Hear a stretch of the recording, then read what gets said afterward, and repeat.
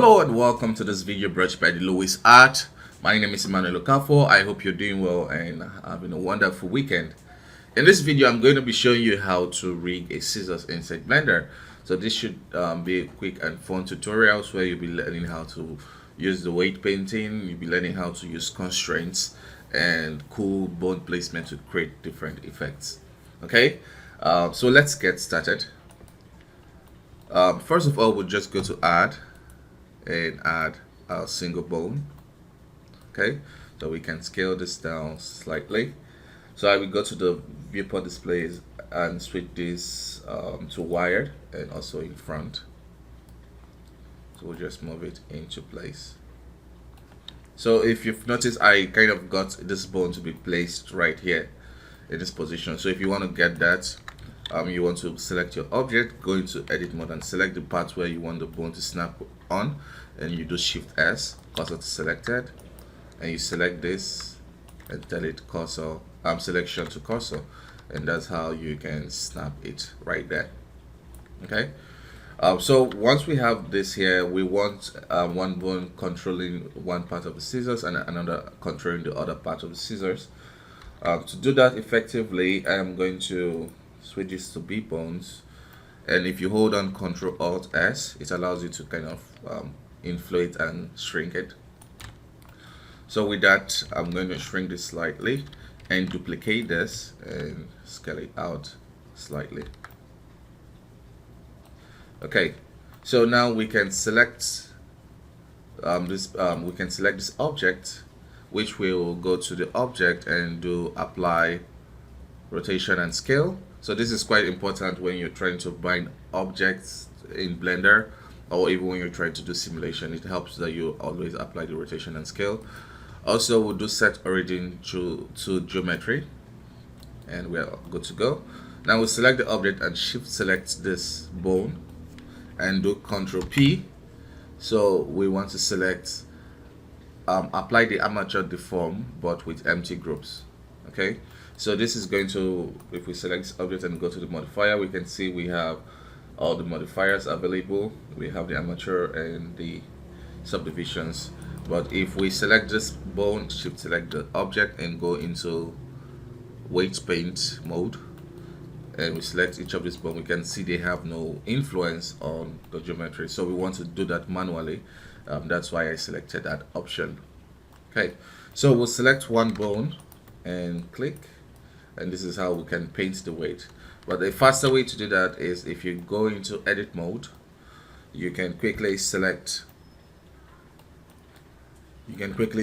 it and select all the objects which you want to apply it to, and make sure you have the right bone selected, and you go to weight paint, because if you have any bone selected, it kind of automatically switches it for you.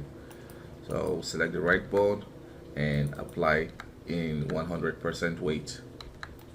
Okay, so we can hide this, and let's do the same thing. So we'll select this object and I'll select this too, and let's apply that in 100%. Now if we rotate this on the Z axis, you can see it's working. Okay, so now basically what we're doing is adding constraint and cool bone setups to kind of create the desired outcome. Okay, so the first constraints we'll be adding is to kind of restrict the rotation and the movement basically. So we can kind of test it out here. So once what we will show, we don't want the bones to move. We are also sure we don't want it to scale, and finally we want it to only be rotating in the y-axis, in the local y-axis. So to do that, we'll just turn all of this, we'll lock all of this and only have the y-axis enabled. So if you try to rotate it in any other axis, it won't work, but if you try to rotate it on the y-axis, you'll see it works.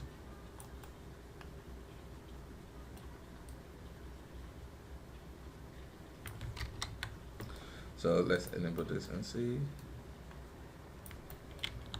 Okay, so we'll basically just copy that, copy everything we've done here, and paste it here. So I'm using copy transform, protected transform. So it's going to just copy the setting.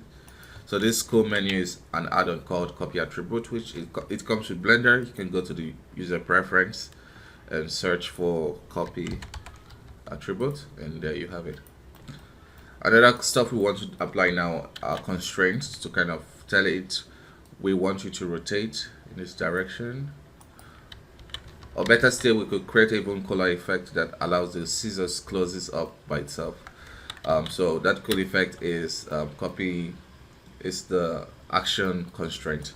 So I would duplicate this bone and place it here. Okay, so I want when we move this, which we'll have to kind of unlock the y-axis. So we want when we move this up and down, we have the scissors behaving like we want it to. Okay, so for that we'll have to do a slight just some basic animation. So in the first frame we can insert keyframes for only the selected bone. So insert keyframes and go a couple of frames, and we can kind of close it.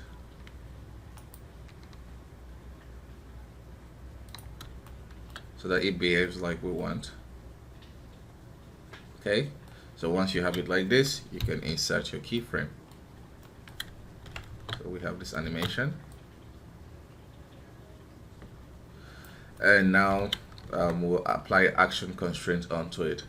So the action constraint is basically telling it whenever we move this on the y-axis, it rotates. So we'll select this object, shift select this, and do Control Shift C to bring out this add constraint menu, and we can tell it copy action constraint. So basically here you'll be selecting the constraint, and we can actually add one more animation for where we open it further. So we'll tell it to go this direction. So this is like extreme case. So we have it like this. Okay, and now we'll switch this to action editor and call this scissors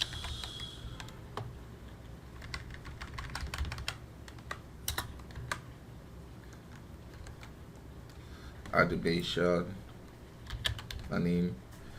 And importantly, you want to click on the save icon so that it's going to remain in Blender, this blend file forever. So we'll click on that and to save it, and we can actually go ahead and remove that and delete the animation, but the animation is always there. Okay, so now we can select the constraint bone and basically fill this up.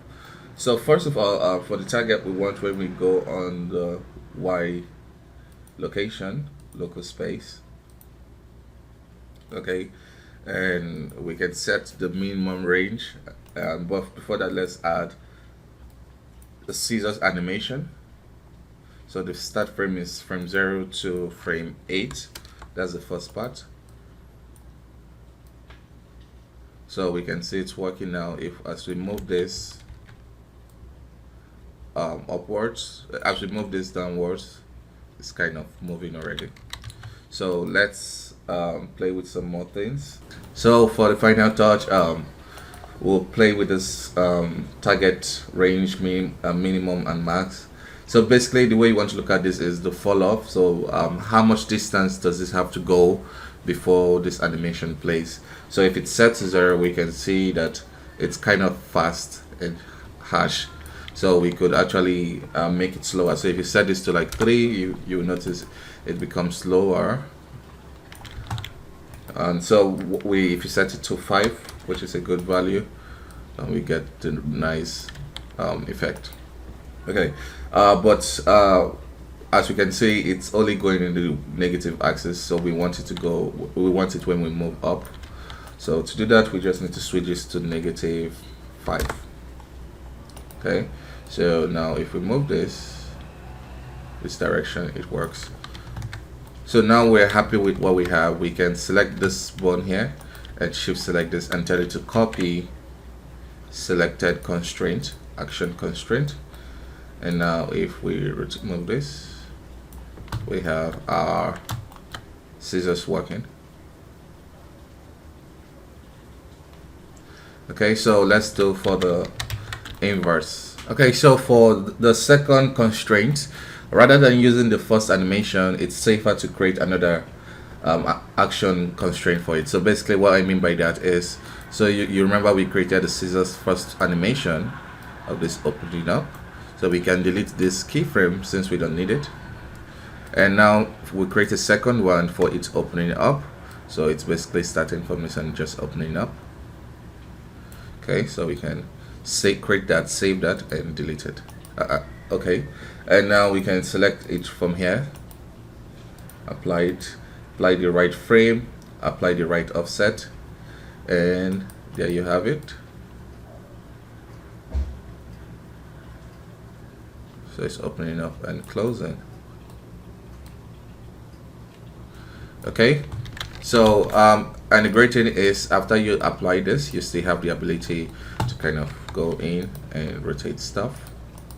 For rotation, we use degrees, not values. So we'll set this to 15, negative 15, basically.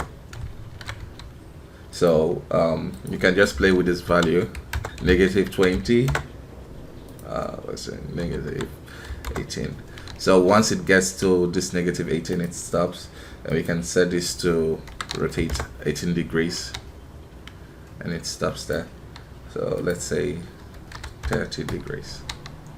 So that's it. Now we can copy that constraint. Basically, we select this and shift select this and Control C, copy selected constraint, limit rotation. So now we have the ability to rotate this. So this is going more than expected, so we can kind of play with it here. So this is the highest you can go, and this will be going negative 30 since it's flipped. So you kind of have it behaving like the real scissors. You can always play with this value, or you could create nice custom properties to adjust this as needed, just to create more cool animation stuff. So now we also can rotate this. If we move this above, because Blender modifiers works in stack and it can influence the behavior. So now if we put the limit rotation above it, so it's going to fix that little gap it was having there. So let's see if we rotate this. So it works even after that. Okay, so that's basically it. So the next step is to create several pivot points for the scissors to help the animator basically change the gravity on the scissors, because currently the gravity is coming from here, the center point. So we want to have control points here, here, and in the front. So to do that, it's quite easy. We can duplicate this bone. So in top view, Shift D, place one here.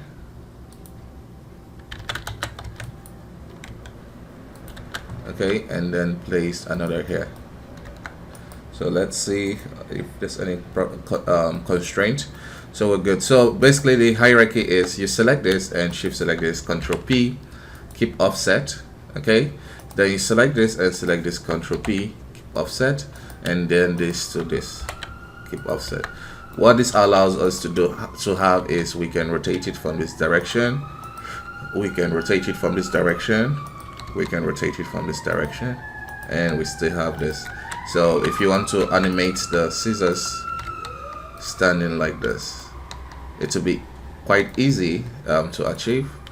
And if you want to animate it like this, it's quite easy to achieve. So you kind of get the gist of it all. So you can always flip this, you can parent it the other way. Like for example, you can say we can select all of this and Alt P, clear the parents.